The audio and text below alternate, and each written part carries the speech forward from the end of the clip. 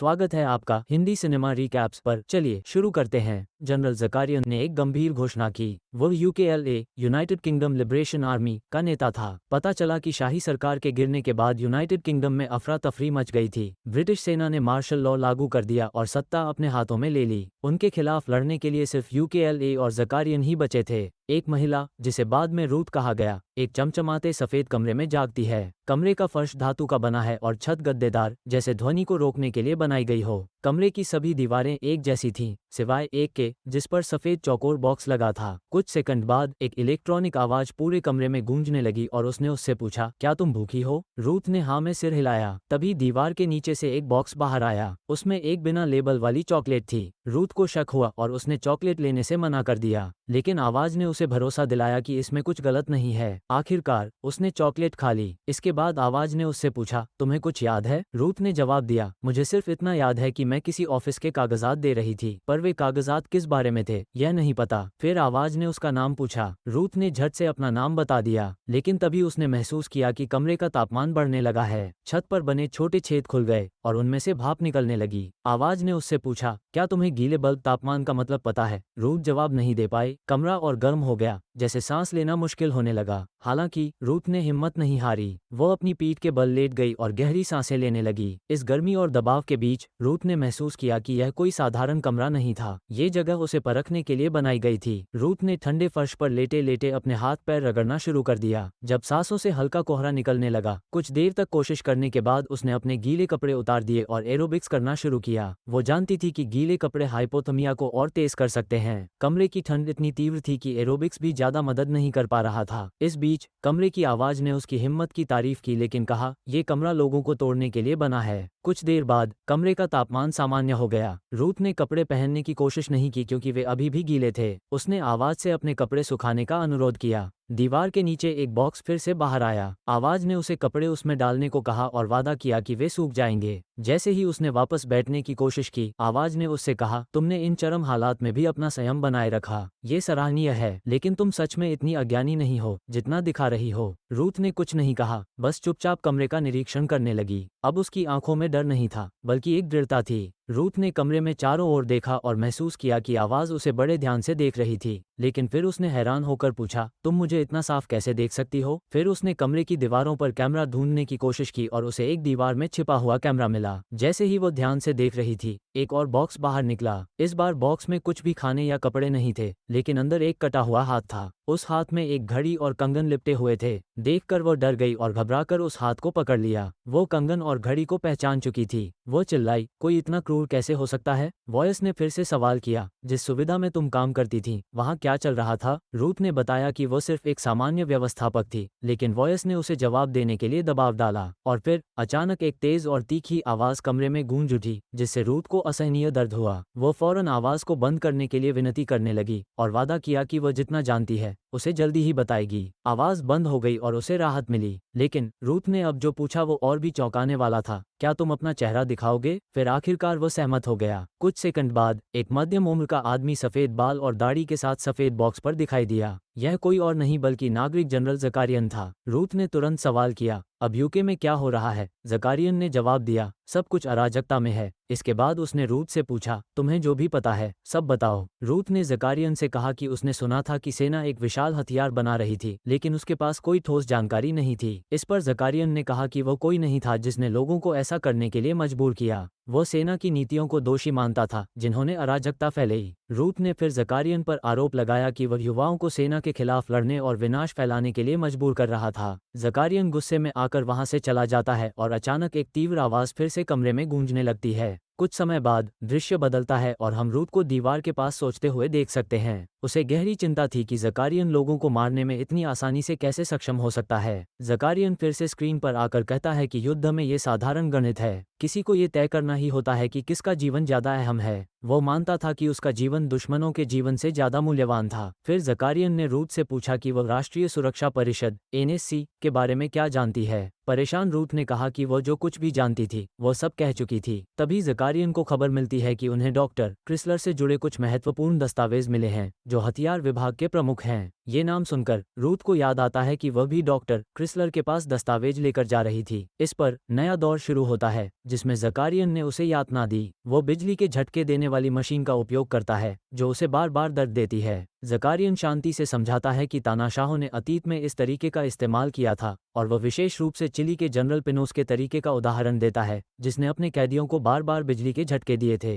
Ruth झटके से गिर जाती है लेकिन उसके पास बचने का कोई रास्ता नहीं था। छत से एसिड की 2 बूंदें उसके पेट पर गिरती हैं और रूथ दर्द से चीख पड़ती है। फिर काली स्क्रीन पर कुछ बदलाव आता है और एक भयावह दृश्य सामने आता है, एक लड़की जिसका शरीर एसिड से जल चुका है। ज़कारियन उस लड़की को बाहर आने का आदेश देता है और वह लड़की तुरंत रूथ पर हमला कर देती है। वो उसकी एक उंगली तोड़ देती है और रूथ को खत्म करने की कोशिश करती है, लेकिन रूथ हिम्मत नहीं हारती। वो उंगली पकड़ती है और आंखों में अपनी हमलावर को उस घबराहट में वो नरभक्षी लड़की रुक जाती है। फिर दृश्य बदल जाता है। 5 दिन पहले का समय दिखता है जब राष्ट्रीय सुरक्षा परिषद (NSC) के तहत एक गुप्त प्रयोगशाला में काम चल रहा था। यह एक अत्याधुनिक प्रयोगशाला थी जहां ब्रिटिश सेना के लिए रासायनिक हथियार बनाए जा रहे थे ताकि वे युद्ध में मदद कर सकें। उनका उद्देश्य एक ऐसी दवा तैयार करना था जो सैनिकों को सबसे कठिन परिस्थितियों में भी लड़ने की ताकत दे सके। ये सुनिश्चित करने के लिए कि कोई जानकारी लीक न हो, पूरे स्टाफ को हर 2 हफ्ते में बदल दिया जाता था, सिवाय कुछ प्रमुख वैज्ञानिकों के। उसी दिन रूथ नाम की एक नई भर्ती प्रयोगशाला में आती है। वो उस महिला से बिल्कुल अलग दिखती है जिसे ज़कारियन ने भविष्य में देखा था। दरअसल जो महिला ज़कारियन ने पकड़ी थी वह रूथ नहीं थी बल्कि डॉक्टर एल क्रिसलर थी, NSC में हथियार विकास का प्रमुख। और अब सच्चाई सामने आती है जब रूथ अपनी असली पहचान के बारे में ज़कारियन से झूठ बोल रही थी। असल में वह वही व्यक्ति नहीं थी जिसे ज़कारियन ने देखा था। असली रूथ, जो वरिष्ठ वैज्ञानिकों एड और सैंड्रा से मिलती है, उन्हें अपने काम में शामिल करती है और काम के बारे में बताने लगती है। ये पता चलता है कि NSC ने सफेद कक्ष को एक उन्नत यातना उपकरण के रूप में विकसित किया है जो एक परीक्षण स्थल भी है। इसके परीक्षण में ज़कारियन को शामिल किया गया है जो विद्रोहियों का नेता है। कुछ दिन पहले उसे सेना ने पकड़ लिया था और जब विद्रोही मिलिशिया ने आत्मसमर्पण करने से मना कर दिया तो सेना ने उसे NSC को सौंप दिया। अब वो सफेद कक्ष में एक परीक्षण विषय के रूप में है। रूथ देखती है कि डॉक्टर एल सफेद कक्ष में जाती हैं और ज़कारियन से इलेक्ट्रॉनिक रूप से बातचीत करती हैं। ज़कारियन, जो एक मजाकिया आदमी है, जानबूझकर चुप रहता है और किसी भी सवाल का जवाब नहीं देता क्योंकि वह सेना की यातना तकनीकों का आदी है। वह नींद से वंचित किए जाने और बाथरूम जाने की अनुमति न मिलने जैसी यातनाओं से गुजर चुका है, इसलिए वह मजाक करता है। लेकिन फिर डॉक्टर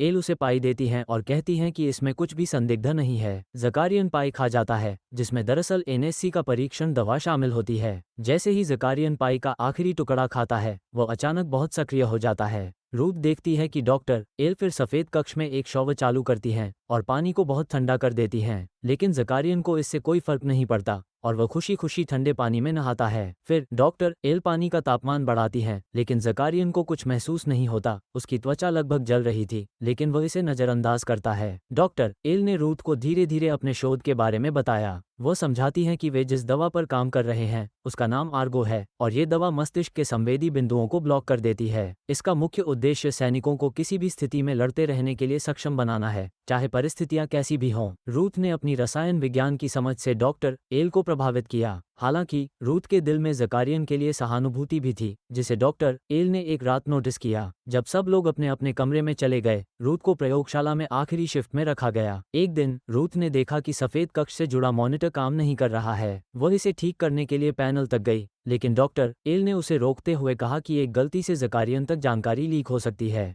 फिर दोनों ने मिलकर मॉनिटर को ठीक किया और देखा कि ज़कारियन अभी भी दवा के प्रभाव में है। रूथ इस स्थिति से असहज थी और पूछा कि क्यों वे इस यातना को जारी रख रहे हैं, क्योंकि दवा ने काम करना शुरू कर दिया था। डॉक्टर एल ने उसे डांटा और कहा कि जब तक NSC संतुष्ट नहीं हो जाता तब तक परीक्षण जारी रखना जरूरी है। फिर उसने रूथ को बर्खास्त कर दिया और शिफ्ट की जिम्मेदारी खुद ले ली। अगले दिन ज़कारियन ने खाना खाने से मना कर दिया। अब डॉक्टर एल को उसे दवा देने के लिए एक नया तरीका खोजना था। उसने कक्ष की छत पर गैस के छेद खोलने का फैसला किया, जिससे दवा वाष्प के रूप में कमरे में आ जाए। कुछ ही देर बाद ज़कारियन फिर से अति सक्रिय हो गया। इस बार वे आर्गो दवा के प्रभाव को शरीर पर बिजली के प्रभाव के साथ परीक्षण कर रहे थे। डॉक्टर एल ने रूथ को आदेश दिया कि वह तब तक बिजली का प्रवाह बढ़ाती रहे जब तक ज़कारियन इस पर प्रतिक्रिया न दे। ये परीक्षण बहुत सख्त था, लेकिन डॉक्टर एल को पूरा भरोसा था कि यह काम करेगा। ज़कारियन ने अचानक डॉक्टर एल को उसके असली नाम से पुकारा, जिससे ये पता चलता है कि उसने उसके बारे में पहले से ही जानकारी जुटा ली थी। यह एक चौंकाने वाला पल था और फिर डॉक्टर एल ने खुलासा किया कि वह एनएससी के व्हाइट चैम्बर परियोजना में सिर्फ एक बदले की भावना से शामिल हुई थी। उसका भाई और पति दोनों विद्रोही बलों द्वारा मारे गए थे और वह उनके मौत का बदला लेना चाहती थी।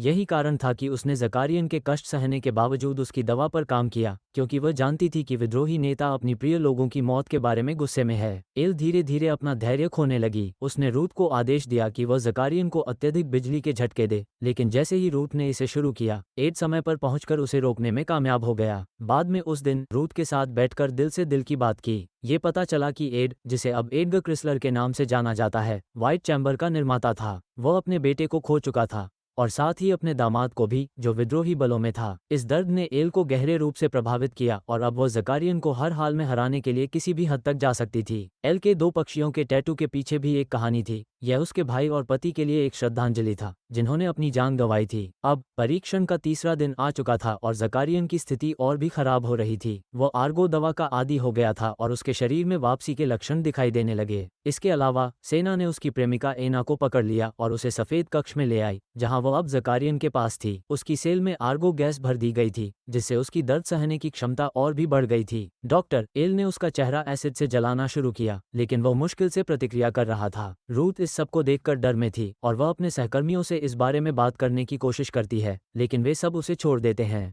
ऐसा लगता है कि एड और सैंड्रा को उनके परिवार के सदस्यों के नुकसान ने बदला लेने की आग में झोंक दिया है। अब ये पूरा परीक्षण सिर्फ एक बदला लेने की प्रक्रिया बनकर रह गया है। ज़कारियन और उसकी प्रेमिका अब आर्गो दवा के आदी हो चुके थे। इस दौरान एनएससी की प्रयोगशाला को एक पत्र मिलता है जिसमें आर्गो दवा के परिणामों से संतुष्टि जाहिर की जाती है और उसे बड़े पैमाने पर उत्पादन के लिए हरी झंडी दी जाती है। लेकिन इस सब के बावजूद डॉक्टर एल और सैंड्रा की यातना जारी रहती है। ज़कारियन की प्रेमिका एना को आर्गो का एक पुराना और संदिग्ध नमूना दिया जाता है, जिसे वह मजबूरी में निगलने के लिए मजबूर हो जाती है। एक दिन डॉक्टर एल चौकोर खिड़की के पास खड़ी हो जाती है और आखिरकार ज़कारियन को अपना चेहरा दिखाती है। वह चाहती है कि वह उसे देखे, इससे पहले कि वह उसे और उसके जीवन की सबसे भयानक सजा का सामना कराए। ज़कारियन जब ये सुनता है कि डॉक्टर एल ने उसके पति को मौत के घाट उतार दिया, तो वह हैरान हो जाता है। वह उसका नाम पूछता है और जब वह अपना नाम बताती है, तो वह उसे पहचान लेता है। ये पता चलता है कि ज़कारियन असल में एक अच्छे नेता हैं, जो अपने अधीन काम करने वालों का आदर करते हैं। लेकिन डॉक्टर एल को इस बात से कोई फर्क नहीं पड़ता। वह ज़कारियन से नफरत करती है और उसकी अच्छाई को नकार देती है। वो खिड़की बंद कर देती है और वहां से चली जाती है। कुछ देर बाद ज़कारियन अपनी प्रेमिका को न देखता है। वह डर और दर्द में अपनी उंगलियां काटकर खा जाती है, जिससे ज़कारियन को गहरा सदमा लगता है। इन सब का असर रूथ पर भी होता है। 5 दिन की निरंतर यातना को देखने के बाद वो अब और नहीं सह सकती। वो ज़कारियन को मुक्त करने के लिए नियंत्रण कक्ष की तरफ बढ़ती है। डॉक्टर एल, जो पास ही खड़ी होती है, उसे रोकने की कोशिश करती है, लेकिन रूथ ने उसकी बातों को नज़रअंदाज कर दिया। वो एल से कहती है कि वह अपने भाई और पति की याद में अपमान महसूस करती है। ये सुनकर डॉक्टर एल गुस्से में आ जाती है और स्कैल्पेल से हमला करती है, लेकिन रूथ अब डरने वाली नहीं थी। एड तुरंत उसकी मदद करने के लिए दौड़ता है और उसके घावों पर दबाव डालता है। फिर रूथ अपने बाकी बचे हुए ताकत से सफ़ेद कक्ष का दरवाजा खोलने में सफल हो जाती है। ज़कारियन अब पूरी तरह से गुस्से और बदले की आग में जल रहा था। उसका दिमाग अर्गो के अत्यधिक इस्तेमाल से अब पूरी तरह से खराब हो चुका था। वो तुरंत एड और डॉक्टर एल को एक तरफ फेंक देता है और फिर वो ऊपर की ओर दौड़ता है। वो देखता है कि बहुत सारा अर्गो इधर उधर पड़ा हुआ है, लेकिन अब वो अर्गो का सेवन अधिक कर चुका था और उसकी लालसा और बढ़ गई थी। इस बीच एल, जो बेहोश होने के कगार पर थी, देखती है कि ज़कारियन ने अपने पिता की गर्दन का एक हिस्सा काट लिया है। कुछ समय बाद एक नकाबपोश आदमी और उसकी टीम काले कपड़े पहनकर प्रयोगशाला में घुस जाते हैं। नकाबपोश आदमी ज़कारियन को फर्श पर पड़ा देखता है और ये देखकर चौंक जाता है कि ज़कारियन का मुंह खून और मांस से भरा हुआ था। वह अपना मुखौटा उतारता है और यह चौंकाने वाला मोड़ सामने आता है। वह ज़कारियन का जुड़वा भाई है। अब वहाँ सब खत्म हो चुका था, सिर्फ डॉक्टर एल ही बेहोश पड़ी थी। फिर कहानी एक बार फिर वर्तमान समय में लौटती है, जहाँ ज़कारियन का जुड़वा भाई अब रूथ को बाहर निकालने में मदद करता है। वह उसे बताता है कि वह हमेशा से उसकी असली पहचान जानता था और अब उसे आदेश देता है कि वह आर्गो ड्रग तैयार करे ताकि उनके सैनिक इसका इस्तेमाल सैन्य शासन के खिलाफ युद्ध जीतने के लिए कर सकें। इस कहानी का अंत यहीं हुआ। तो अगर आपको ये वीडियो अच्छा लगा तो लाइक और सब्सक्राइब जरूर करें। देखने के लिए धन्यवाद।